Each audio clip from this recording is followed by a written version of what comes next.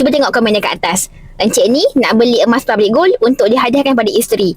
Dan beliau minta penjelasan akan datang nanti bila isteri beliau nak jual emas tersebut. Adakah perlu bawa IC beliau dan resit emas tersebut?